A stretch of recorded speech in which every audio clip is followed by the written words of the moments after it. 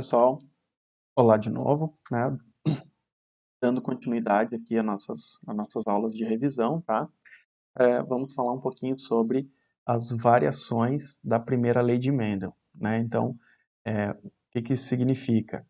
Que esses indivíduos, esses cruzamentos, vão seguir a mesma distribuição de alelos que a primeira lei de Mendel previu, né? Da mesma forma, então, cada característica é formada por um par de genes que se separam na formação dos gametas e são puros.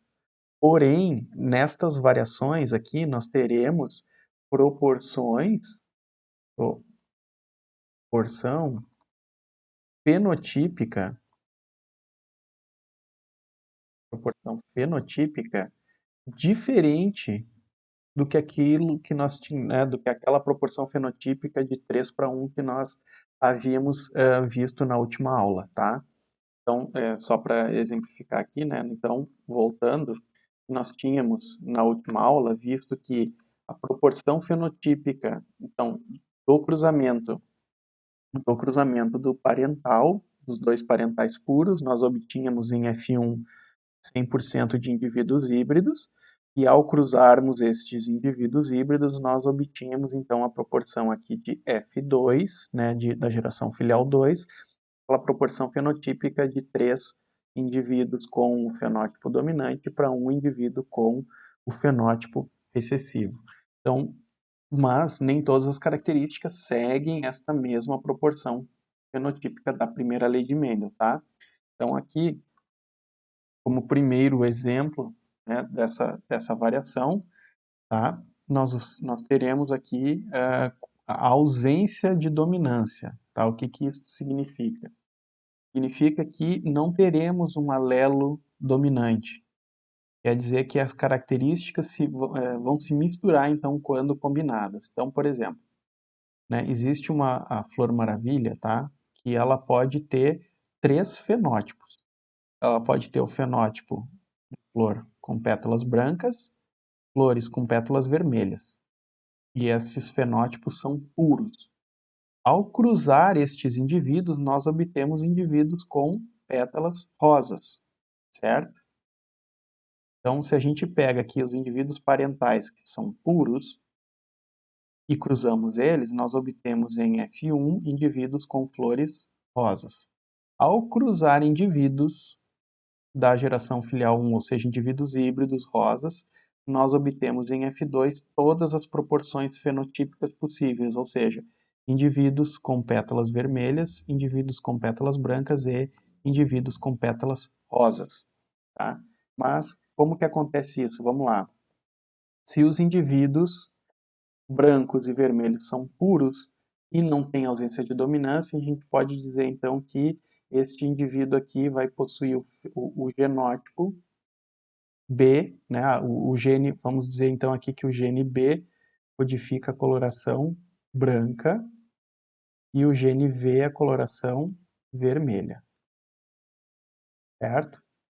Esse indivíduo aqui é puro, então ele vai ter 2 alelos Bzão-Bzão.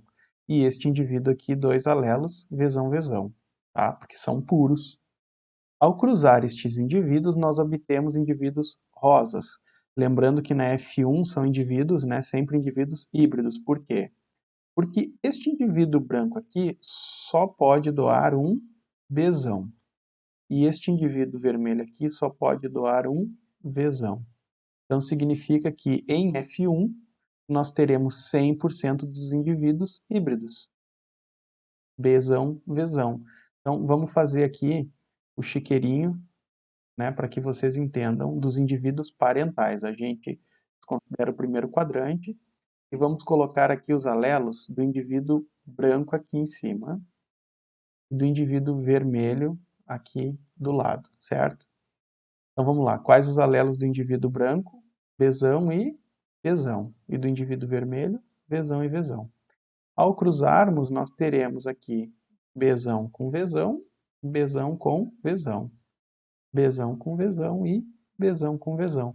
Ou seja, 100% dos indivíduos com o genótipo Bzão-Vzão. Qual é o fenótipo desses indivíduos aqui? rosa, certo? Então, em F1 aqui, nos indivíduos híbridos, nós teremos 100% dos indivíduos rosas. Ao cruzarmos estes indivíduos rosas aqui, indivíduos da geração F1, nós teremos o seguinte cruzamento. Então, vamos fazer aqui o chiqueirinho do cruzamento entre indivíduos da F1. Desconsideramos o primeiro quadrante e vamos alocar aqui, então, um indivíduo que é Bzão e outro indivíduo que também é Bzão. Como que vai ficar aqui os alelos desse indivíduo aqui? Então, este indivíduo só pode doar um Bzão ou pode doar um Vzão. A mesma coisa aqui, né? Ele pode doar um Bzão e um Vzão. Então, ao cruzarmos, né, se este gameta Bzão encontrar este gameta Bzão, nós teremos um indivíduo Bzão. Aqui, se este gameta Vzão encontrar este Bzão, nós teremos Bzão. Aqui a mesma coisa, ó, Bzão com Vzão. E se este gameta Vzão encontrar este gameta Vzão, nós teremos Vzão. Quais são os fenótipos aqui, então, formados em F2? Ora, este indivíduo aqui é Bzão. Qual que vai ser o fenótipo dele? Branco. Então, Bzão, branco. Nós teremos aqui dois indivíduos Bzão, que vai ser indivíduo híbrido, rosa, e um indivíduo Vzão, que vai ser vermelho. Só que aqui, então, professor, mas a proporção genotípica segue sendo a mesma que a gente viu lá. Sim, segue. Nós teremos aqui um indivíduo homozigoto, seria, sei lá, dominante, né, que não é o caso aqui, porque nós temos ausência de dominância, e outro indivíduo também homozigoto, certo? Que poderia ser o recessivo, que foi o que nós vimos lá na primeira lei de Mendel, né? E dois indivíduos híbridos. Não foi isso que a gente encontrou lá na primeira lei de Mendel? Só que aqui a proporção fenotípica vai mudar, tá? Então, a distribuição dos alelos segue a mesma ideia da primeira lei de Mendel, só que a proporção fenotípica muda, tá? Então, nós teremos um indivíduo, aqui, ó, nós teremos um indivíduo branco. Então, se a gente cruzar várias flores rosas de F1, ou seja, várias flores híbridas, nós encontraremos sempre para cada um indivíduo branco, um indivíduo vermelho e dois indivíduos rosas. Então, a proporção fenotípica para a ausência de dominância será 1 para 2 para 1, tá? Então, segue a mesma coisa da primeira lei de Mendel, né, mas com uma proporção fenotípica um pouco diferente, certo? Então, na ausência de dominância. Então, o que tem que ficar bem claro? Que na ausência de dominância, o indivíduo híbrido vai apresentar um fenótipo intermediário. Então, deixa eu anotar aqui. Vou botar aqui para o lado, ó. Então, quando nós estamos falando de ausência, na ausência de dominância, o indivíduo híbrido vai apresentar um fenótipo intermediário, sempre. Um fenótipo intermediário. Então, eu vou botar aqui, peraí, intermediário. Então, aqui o fenótipo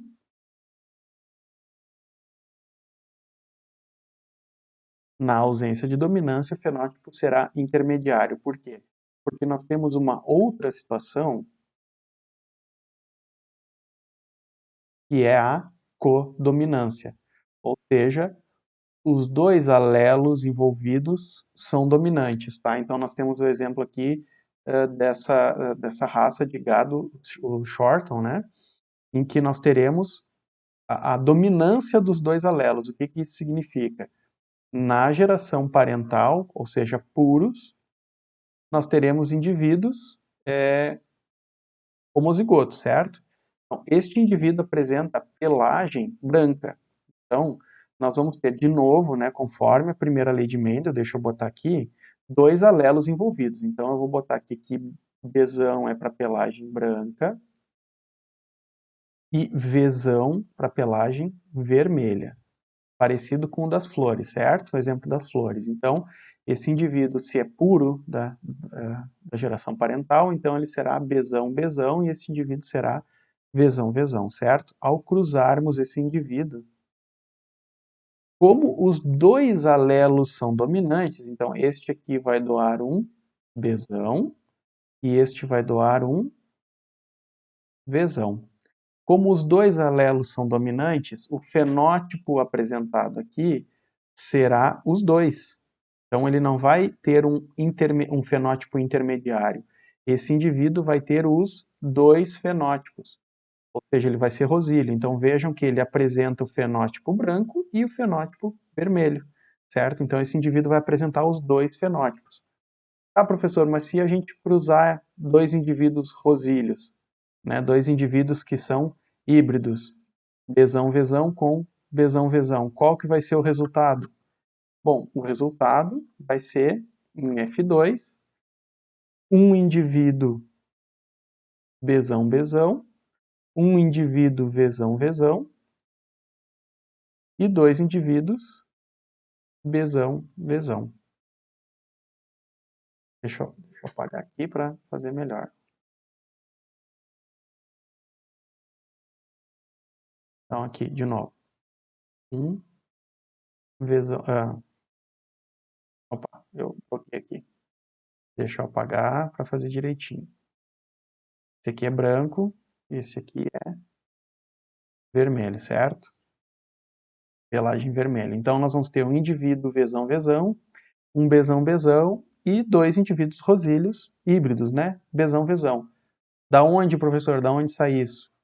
Do cruzamento do híbrido. Ó, vamos fazer o tiqueirinho. Aqui, ó, primeiro quadrante, a gente não utiliza.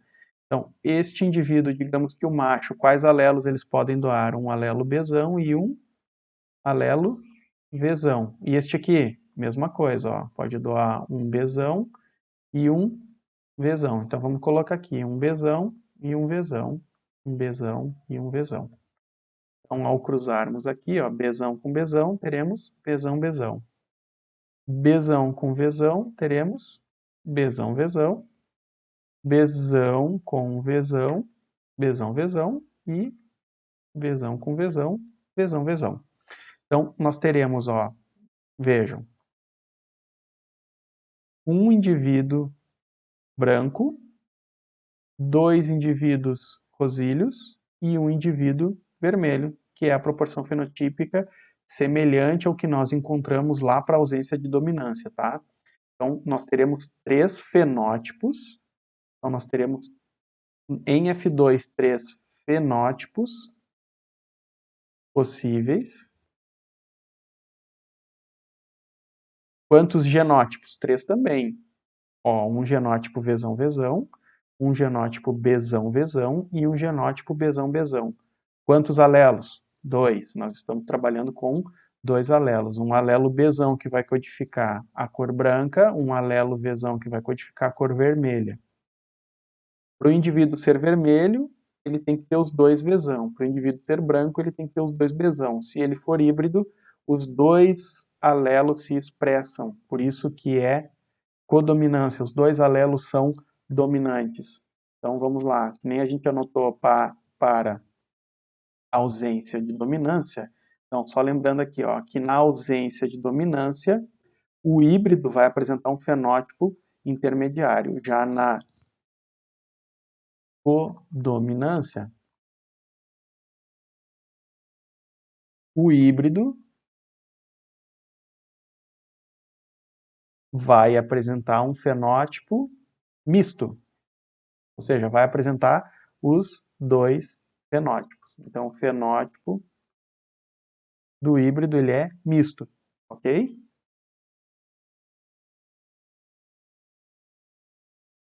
Nós podemos ter também uma outra uma outra frequência fenotípica diferente da primeira lei de Mendel quando nós temos alelos letais. O que isso significa?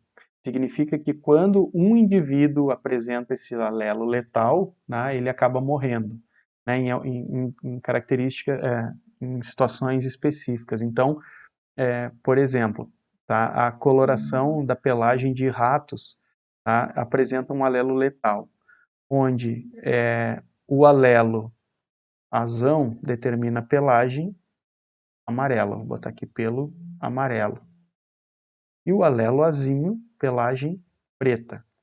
Tá?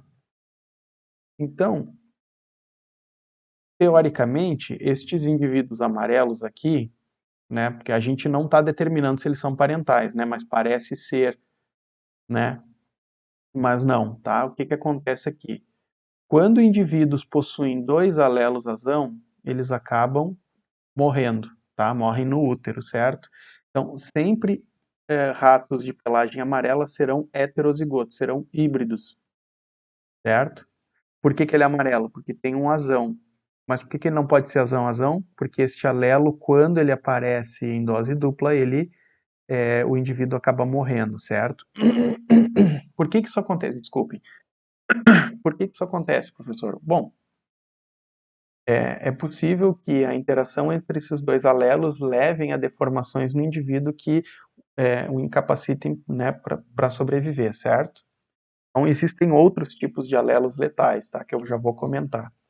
Então, aqui, no cruzamento de dois indivíduos heterozigotos, de dois indivíduos híbridos, né? Então, eu vou fazer aqui, ó. Ao cruzarmos dois indivíduos híbridos, azão-azinho com azão-azinho, nós teremos, né, a distribuição genotípica da seguinte forma: azão-azinho, azinho-azinho. Como indivíduos azão-azão morrem, nós teremos dois indivíduos azão-azinho então notem aqui, ó, dois indivíduos azão-azinho e um indivíduo azinho-azinho, que é este preto aqui, certo? Então a gente vai ter sempre 2 para 1, certo? Dois indivíduos amarelos para um preto. Outro exemplo, tá, de alelo letal é a acondroplasia. Deixa eu anotar aqui.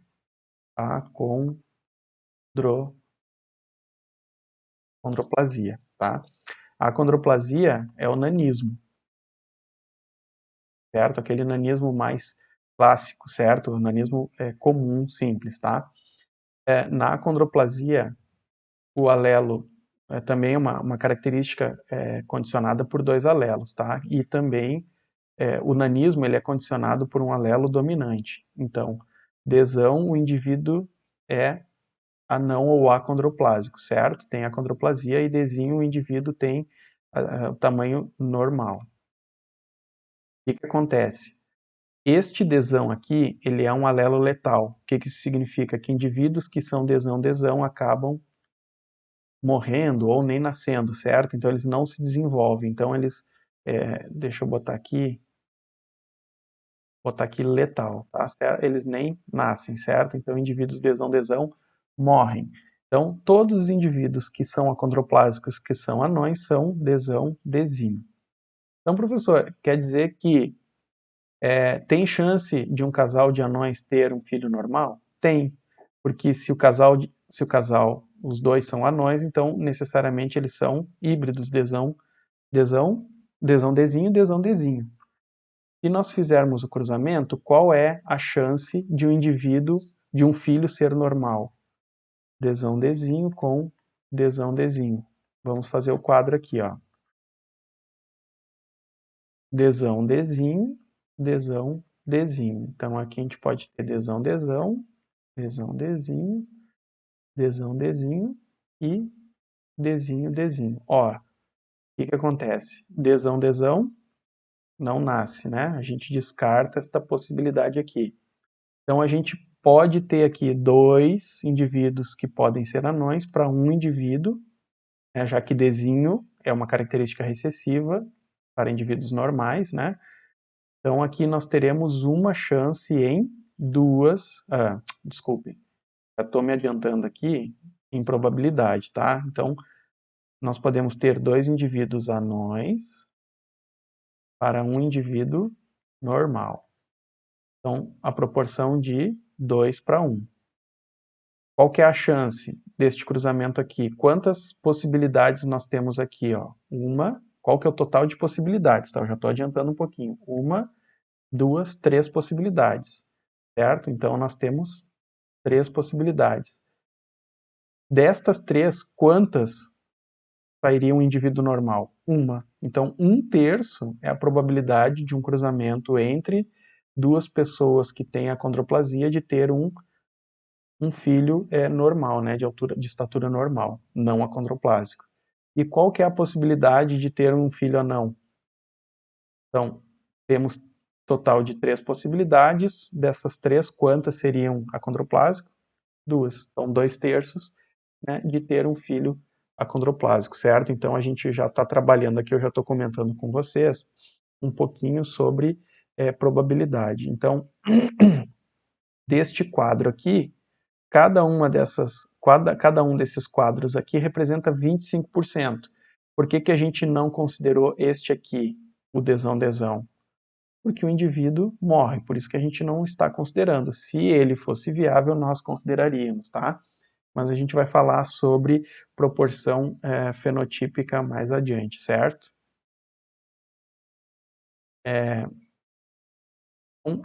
Nós temos ainda os alelos múltiplos, tá? Mas o vídeo já está ficando grande, então eu vou parar por aqui e nós retomamos então na próxima aula, tá certo? Até mais.